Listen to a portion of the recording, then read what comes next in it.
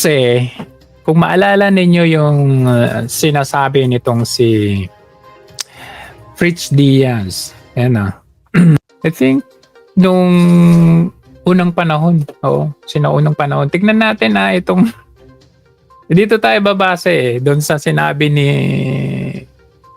Fritz Diaz noong araw. Pakinggan natin ng maigi ang kanyang sasabihin dito. We are afraid of these people because of influence and money. We all know public officials cannot own gambling operations. And they are very proud. Sa kanila yung SPL, di ba? Negosyo ng pamilya activists, nakita nyo sa news, the SPL. Daw sabi nila maraming nakatrabaho dahil dyan. Bullshit. Nagmura pa. How many people lose their money every day? Ginagawa pa ba ni Fritz Diaz? Kasi subscriber ako niyan eh. Tinitingnan ko yung channel niya, wala siyang ganyan. Nakuha na nila yung gusto nila, mga bossing. Wow. Ilang mga bata ang nawala ng baon dahil isa yan sa sugal na yan. Wow. Sa 12,000 combination, paano kayo manalo? Hindi ba kayo nagtaka? Aba, ang galing-galing mong magsalita. Mayor, naalala mong sinabi mong ito?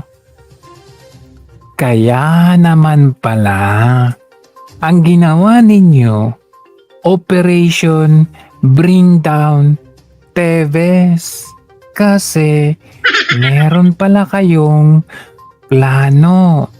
Meron kayong interest na kayo ang mag-take over ng STL. Biruin mo, sabi mo, how many kids, children, people, ang nasasayang ang buhay nila dahil sa sugal. Sabi mo, dahil sa sugal. STL particular ang sinabi mo. Ano to? Ano nangyari? Mr. Mayor Fritz Diaz, tignan natin isa-isa itong mga... Ano nangyari dyan? Junjun Electona, maalala ko. Tinuturo mo na tauhan yung Electona ni Kong Teves. Bea R, thank you very much sa iyong super sticker. God bless you and your family. You're amazing. Maraming salamat po sa pag-sponsor mo sa ating channel and sa Banateros. Mabuhay ka. So ito ang sinasabi ni Jojo de Guzman. Si Jojo de Guzman, marireklamo na naman tayo niyan, Jojo. Masyado ka na naman nagmamagaling. Masyado ka na naman magaling. Sabihin na naman, bayaran tayo niyan. So ito makikita mo, si Junjun Electona nakasama dun sa listahan ni Fritz Diaz na mga runner daw ni Arnie Teves. Tropa pitch niya na ngayon, palakpakan. Tropa pitch, ayan no. At siya daw ay nag-ooperate na din according to this report ng STL. Ito yung mayor na galit sa sugal pero nagsasabong.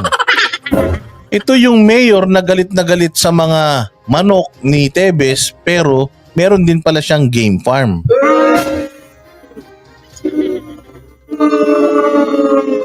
Ito yung mayor na galit daw sa droga pero involved daw. At may picture pa kasama nung scammer ng mga kaperahan yung sa Yexel scam, yung Chinese doon na si Hector Pantiliano. May picture na kasama nun at di umano drug lord daw yun. Tapos kasama pa yung gambling lord na si Bong Pineda. Aba, Fritz Diaz. Ibang klase. Alam na talaga ng taong bayan at unti-unti nang nalalaman ng taong bayan yung inyong reason kung bakit isinisi nyo kay Congressman Teves yung mga kabulastugan na nangyayari dyan sa inyo. Again, hindi lang yung pagpatay kay Governor Digamo ha. Yung lahat ng mga krimen na ibinabato nila kay Congressman Teves Hindi konektado doon sa digamo, ano na yun, nasa korte na yun eh. Pero ang dami pa nilang isinumbong. Andyan daw yung online na babae. Andyan daw yung yung mga STL, yung mga manok, droga daw. Pero, ang front ninyo, ay Junjun Electona. Ano pa? Tingnan natin anong pruweba? Anong pruweba na? Ano ba yung pinagsasabi mo, Jojo? May pruweba ka ba? Anong tawag dito? Anong tawag dyan? Signing of the resumption of STL? Don't tell me. Si Teves pa rin ang nasa likod niyan. Ano ang sinainan? Sabi ni Mayor Janice Digamo sa kanyang social media, to ensure that STL is never again blah blah blah to use the funds to illegal operations. Ano yung nakalagay dyan?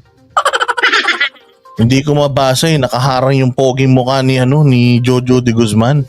Anong sabi dito ni Mayora? Sabi niya, to ensure that STL is never again corrupted. How sure are you na hindi kayo mangungurap? Hindi yun. Ang punto rito, ayaw nila sa STL, di ba? Sugal daw yan.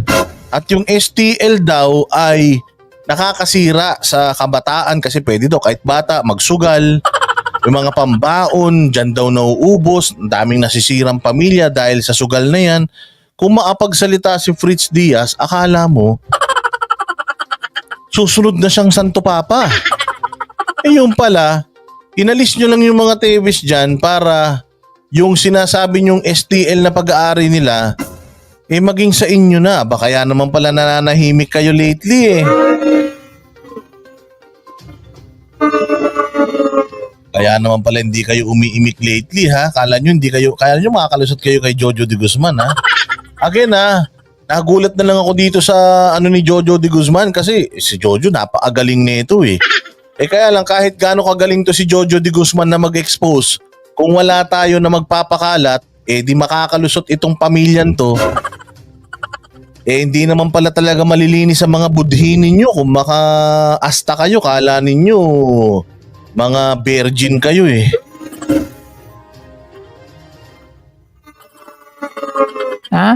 And used to fund illegal operations? Kayo walang illegal operations? Maluloko ba ninyo yung Negros Oriental? That threaten the lives and security of our fellow Negorenses? Sigurado ba kayo dito? I met with representative from Gabrion Games INC. Wow, iba na ngayon. Tinanggal ninyo yung 4 aces. Tingnan ninyo to. Noong March 10, anong ginawa ninyo? In-stop ninyo yung operation ng STL. November 10. Anong grounds? Wala namang grounds para tanggalin ninyo. Walang grounds. Carried the simultaneous orders to shut down small lottery operations on Thursday evening after termination of 4 aces STL authority to operate. Bakit ninyo pinatigil yung kay Teves? Without even giving the public kung ano yung reason. Tapos, ano nangyari? Ayan. May signing na ng bagong operation under Gabrion Games INC. Tapos sabi ninyo, and warn them that I will strictly monitor. Wow, so ikaw na ngayon ang tagapamahala. Ikaw na ngayon ang tagabantay ng STL. Their operations within Negros Oriental. Anong pinagkaiba? Kahit bantayan mo, STL, sugal pa rin yan. Exactly. Bakit sa tingin mo, nung sila Teves ang may-ari ng sugal, wala nagbabantay? Wala nagbabantay niyan, di walang tumaya dyan. Sabi ko nga sa inyo, itong mga taong banal-banalan, mapupunta yan sa langit-langitan. Galit daw sila sa sugal, pero yung sugal pinasara nila para magbukas sila ng parehas na sugal.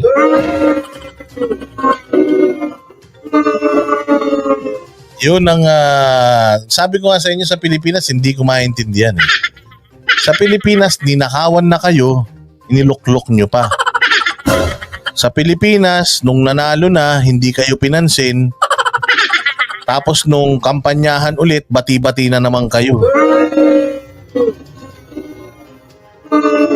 Kaya sobrang ano talaga nito, sobrang garapal itong mga nangyayari dito. Ang masaklap nito, tinan mo ha, kung totoo tong mga expose ni Jojo, mantakin mo. Kasapakat ang mga ahensya ng gobyerno, kasapakat yung mga binoto ninyo dito sa ganitong mga gawain. Ginawa nyo pang terorista yung tao. Wala namang pinasasabog na bomba yan. Wala namang pinatay ng mga bata at matatanda yan. Wala namang ginahasa yan. Ginawa nyong terorista, samantalang yung mauti hanggang ngayon, hindi pa rin sila terorista. And do all that is necessary to ensure swift action for any violations. We must all do our part to build a safer Negros, fairer Negros, a better Negros. Yung ibig mo sabihin, yung STL dati, hindi safe? Hindi safe yung Negros nun? Kagaya ng sinabi ni Fritz Diaz, sabi niya, ilang buhay daw ang nasisira dahil dyan sa sugal na yan. Ngayon, fair. Kaya kayong mga taga-Negros, yung mga taga-Negros na nandito, silipin nyo to. Silipin nyo yung mayora nyo dyan. Silipin nyo itong pamilya na yan. Ito yung mga sa 2025 tatakbo sa mga mas matataas na posisyon. Si Fritz Diaz ay tapos na yung kanyang termino. Sigurado tayo mapupunta yung mayor dyan sa kamag-anak din nila. Tapos yan ang tatakbo sa December na congressman o sa 2025 na congressman dyan sa distrito na yan ni Congressman Teves. Abangan ninyo kasi proliferated na po ang droga ulit sa Pilipinas. Proliferated na naman po yung Pogo. Tapos balik na naman po yan sa wedding, small town lottery yan, STL na yan, yung mga tupada, sabong na yan. Ako, ito na. Negros. So dati hindi fair yung sugal. Paano hindi naging fair yung STL dati? Nakarehistro yan under PCSO yan. A better Negros. So dati hindi better yung Negros? Ha? Sabi. Sino ba ng Negros? Gobernador ng Negros, yung asawa mo. So hindi better yung Negros nung gobernador yung asawa mo, ganun? Diba? A better Negros. So ibig sabihin, ang tagal na gobernador nung mister mo, ang tagal mo ring mayor, ang tagal ding mayor ni Fritz, at part yung mga probinsya ninyo ng Negros Oriental. So, under your leadership, Negros Oriental, then, hindi safe? Hindi safe yung Negros Oriental or hindi maayos yung Negros Oriental nung panahon nyo? Ba't pa kayo nandiyan dyan?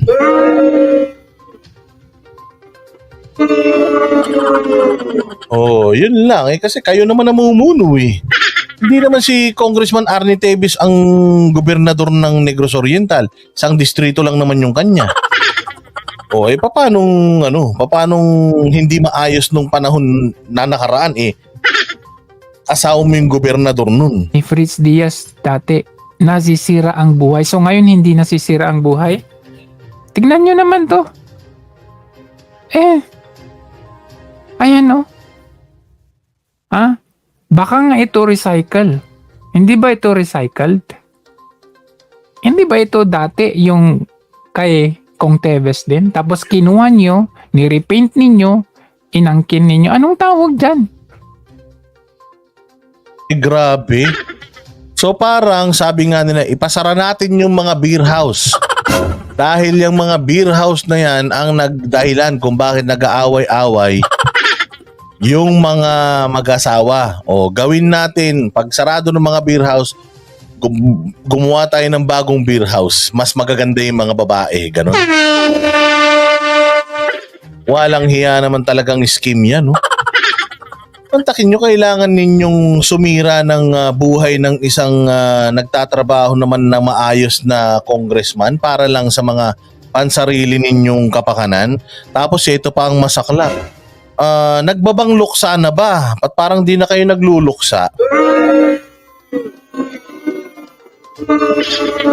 Oh, sabi ni Brothers Travelers, ito sugarol din siguro tong kaibigan ko na to.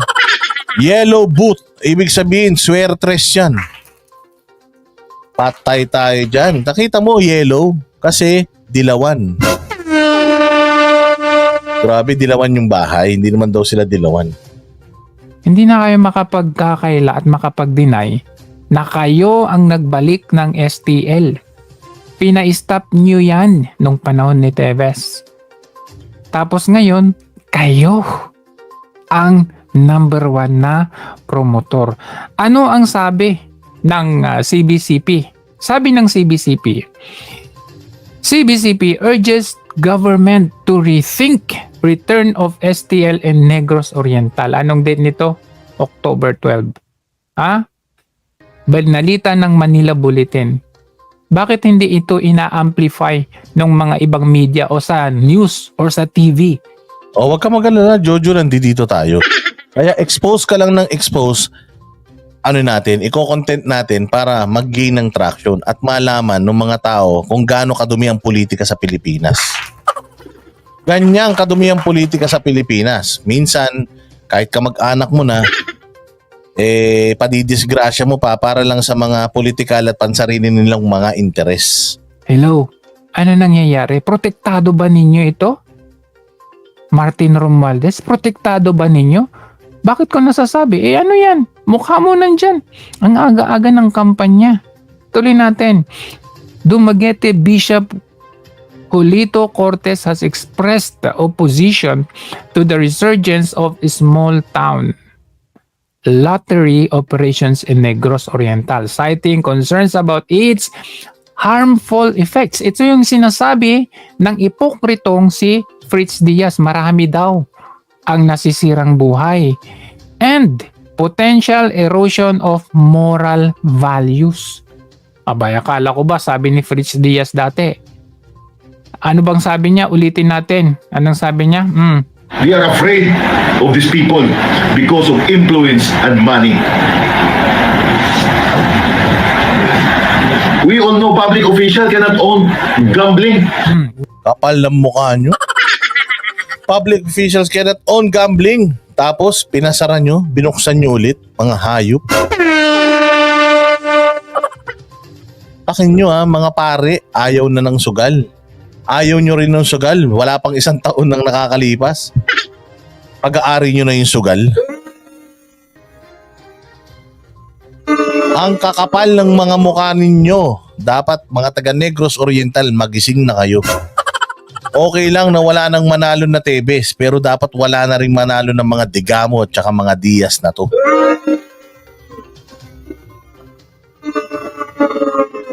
Gusto nyo ng kapayapaan sa Negros Oriental, alisin nyo tong mga demonyong yan.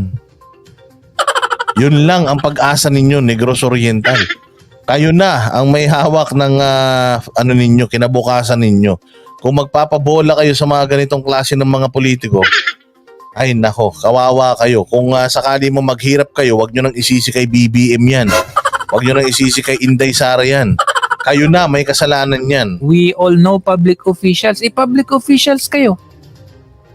Ano nangyari? Tinanggal ninyo kay Teves, tapos kayo ang nagpirma para bumalik ang STL dyan. Parang mushrooms. Alam mo yun, parang mushrooms na nagsilitawan dyan sa buong Negros. Ito pa, kaipokritan mo sinabi mo. Gambling operations. And still they are very proud. Sa kanila yung STL, di ba? Negosyo ng pamilya activist, nakita nyo sa news, the STL. Yung sabi nila maraming nakatrabaho dahil dyan. Bullshit. Oh, nagmura ka pa, kaipokrituan mo. Kapal ng mukha mo, Fritz Diaz. Oh, dahil dyan nagalit si Erie Naka. Thank you very much, Erie Naka, sa iyong pag-sponsor sa Banateros, Boss Dada TV. Mabuhay ka, God bless you and your family. Sana'y bumalik sa inyo yung mga donation ninyo ng 10 ulit. Mabuhay kayo. Oh, ayan na, alam si Jojo de Guzman. This is Jojo de Guzman is one of the most soft-spoken na tao na nakilala ko. Pero galit na galit si Jojo.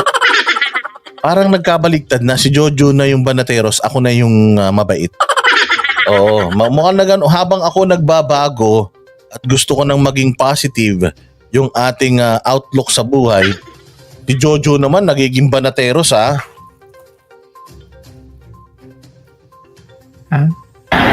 How many people lose their money every day? Oh, naisip mo pala yan? Eh, ano nangyari? Ano nangyari dyan? Kaya, kayong mga taga Negros Oriental, mag-ingay kayo. Mag-ingay kayo, huwag kayong matakot. Ipakita ninyo na kaya nilang patunayan yung sinasabi nila na merong freedom of speech dyan. Sabay-sabay kayong magsalita, manawagan na huwag ibalik yung STL, nakakasira ng moralidad. Especially, sabi ni Fritz Diaz, we all know government officials cannot own gambling. So sigundahan ko yung panawagan ni Jojo de Guzman sa mga taga Negros Oriental ha. Mag-download po kayo ng ano ba yung dina-download ko? Yung YouTube to MP3 converter. Tapos i-download po ninyo itong video na yan ni Fritz Diaz na nagsasalita na yung STL ganito, ganyan, ganito. Tapos ipagpo-post ninyo sa inyong mga social media kasi po ang media hindi po pipick upin yan. Maniwala kayo. Yung sinasabi nila na hawak ng mga tebes yung media, hindi po totoo yan kasi ito nang nangyayari sa inyong probinsya tapos wala namang ibinabalita yung media. Now, magpapaloko pa ba kayo dito? Inalis na yung sugal na yan eh. Kasi babalik nyo ulit. Sila nagsabi na yung sugal na yan, dyan nagsisimula yung krimen. O anong ibig sabihin nun? Baka mamaya niyan, kubkob na naman kayo ng mga kriminal dyan sa probinsya ninyo. Ano yan? Pirmado. Pirmado ni Mayora Janice Digamo. Palibhasa kayo. Inggit. Guys, kasi si Tebes meron. Ano pa? Ito pa. Ano pa ba ang ibang natin? Bakit nandyan si Bong Pineda? Kaya ito yung mabigat dyan eh. Itong nakabilog na yan yung Hector Antillano na di umano bossing nung scammer na vlogger. Tapos kaibigan siya ng mayor ng Siaton at kasama pa yung gambling lord ng Pampanga. So ano yan? Nagkita-kita lang kayo sa mall, ganun? Hindi naman kasi siguro magkakaibigan, ang lalayo ng mga edad ninyo. Ito si Bong Pineda, ibang kalaro niyan. So paano kayo nagsama-sama? Anong common denominator nyong tatlo? Kung halimbawa ako, si Banat Bay at saka si Jojo de Guzman, magkakasama kaming napicturean ninyo, anong common denominator namin? Vlogging. Diba? Nagbo-vlog kami, political vlogging, pare-parehas kami mga YouTubers. So meron kaming common denominator. O kung halimbawa, bigla nyong nakita itong tatlong to magkakasama. O anong nila? Anong common denominator nila? O di illegal activities. Bakit? Si Fritz Diaz, May mga STL na sila. May mga sabong, may mga game farm. Tapos itong si Pantiliano, di umano, scammer. Tapos may mga naririnig pa tayo na hanggang sa Congress daw, napakaraming tauhan yan.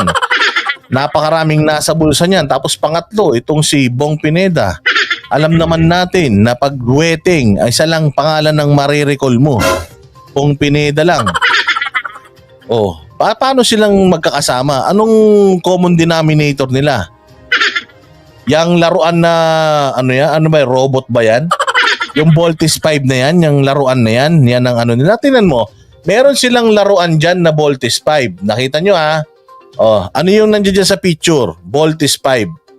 Alam nyo ba kung sino mahilig sa laruan?